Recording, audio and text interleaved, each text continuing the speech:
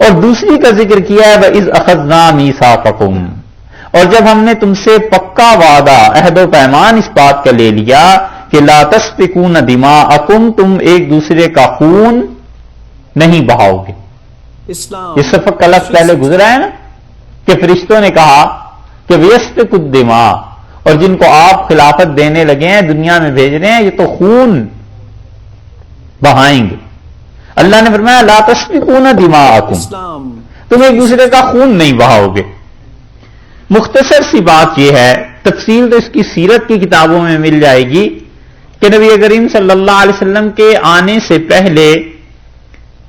ایک بہت بڑی جنگ ہوئی اوس اور خزرج کے درمیان، اور وہ جو جنگ تھی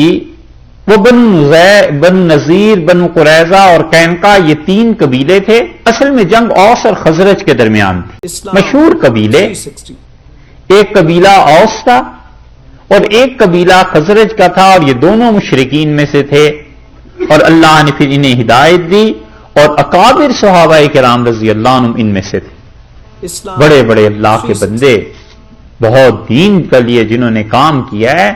اکابر صحابہ رضی اللہ عنہم ان دونوں قبائل میں سے تھے، اوس سے بھی خزرج سے تھے، مہاجرین کے علاوہ، مہاجرین تو ادھر سے آئے تھے۔ ان اوس اور خزرج کی آپس میں ہوتی رہتی تھی جنگیں، اور بڑا جتھا اور گروہ انہی کا تھا مدینہ منورہ میں۔ تو اقلیتیں جہاں بھی ہوتی ہیں جس ملک میں، وہ اکثریت کا کوئی نہ کوئی طبقہ اس سے ملی ہوئی رہتی ہیں اپنی بقا کے لیے، کیونکہ اگر وہ بالکل ہی چھوڑ دیں اکثریت کو بے لگام تو ان کا اپنا تحفظ خطرے میں بڑھ جاتا ہے نا۔ تو اس لیے اقلیتیں اپنے آپ کو بچانے کے لیے، سروائیو کرنے کے لیے اکثریت کے کسی نہ کسی طبقے سے جڑی رہتی۔ ہوا یہ کہ ان کی جنگیں تو ہوتی رہتی تھیں، مثلا ایک مشہور جنگ رسول اللہ صلی اللہ علیہ وسلم کے آنے سے کچھ ہی پہلے ختم ہوئی تھی، 5، 7، 10 برس پہلے ایسے ختم ہوئی ہوگی، اور یہ بھی اتنی شدید تھی کہ ہزاروں لوگ ان کے ایک دوسرے کے کام آ گئے، اوس اور خزرج کے۔ یہودی تھے اقلیت میں، 3 قبیلے تھے ان کے، ایک بنو قریظہ تھے، ایک بنو نذیر تھے، اور ایک قینقاع تھے، اور یہ تینوں قبیلے مشرکین میں کسی نہ کسی کے ساتھ لگے رہتے تھے تاکہ ہم بھی باقی رہیں۔ اور رسول اللہ صلی اللہ علیہ وسلم کی آمد سے پہلے جو جنگ بواس ہوئی ہے، جنگ بواس اس کا نام تھا، جس میں ہزاروں یہ اوس اور خزرج کے لوگ کام آ گئے تھے، ان میں بنو نذیر اور بنو قریظہ، ایک روایت کے مطابق یہ دونوں جو تھے اوس قبیلے کے ساتھ جڑ گئے۔ بنو قریظہ نے اور بنو نذیر نے اوس والوں کے ساتھ اتحاد کر لیا، اور قینقاع جو تھے وہ خزرج کے ساتھ چلے گئے۔ تو اب جو آپس میں جنگیں ہوئی ہیں سب کی، تو ظاہر ہے یہ حلیف بنے ہوئے تھے، یہ بھی لڑے۔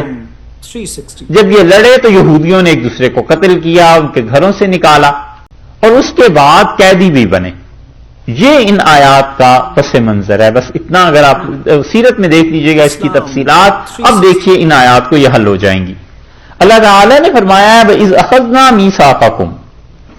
اور جب ہم نے تم سے پکا وعدہ لے لیا تھا کہ لا تسفکون دماءکم، تم ایک دوسرے کا خون نہیں بہاؤ گے۔ پہلی بات تو یہ ہوئی، انہوں نے اوس اور خزرج کے ساتھ مل کر حلیف جو تھے یہودی ایک دوسرے کے خون بہایا، خوب قتل ہوئے۔ وَلَا تُخْرِجُونَ أَنفُسَكُمْ، اور تم نہیں نکالو گے اپنی جانوں کو من دیارکم، اپنے گھروں سے، ایک دوسرے کو جلا وطن بھی نہیں کرو گے۔ یہودی جب لڑتے تھے اور مشرکین جب لڑتے تھے تو اپنے دشمنوں کے گھروں پر، زمینوں پر قبضہ کر لیتے تھے، انہیں وہاں سے نکال دیتے تھے۔ اللہ نے کہا یہ ہم نے عہد لے لیا تھا، ثم اقررتم، تم نے اس بات پر اقرار کیا، وانتم تشہدون، اور تم اس بات پر گواہ ہو کہ تم سے یہ عہد لیا گیا ہے۔ تورات کی تعلیم کے مطابق یہودی ایک دوسرے سے آپس میں نہ لڑیں گے اور نہ ہی ایک دوسرے کو اس کے گھروں سے نکالیں گے۔ یہ ایک چیز ہے، یہ ایسے ہی ہے جیسے قرآن پاک میں بھی ہے، اللہ تعالی نے مسلمانوں کو بھی کہا کہ مت لڑنا ایک دوسرے سے، اور رسول اللہ صلی اللہ علیہ وسلم نے تو مسلمانوں کی آپس کی لڑائی کو کفر سے تعبیر فرمایا ہے۔ آخری جو خطبہ دیا ہے نا حجت الوداع کا، مسلم وغیرہ میں اس کے لفظ آئے ہیں کہ آپ نے فرمایا لا ترجعون بعدی کفارن،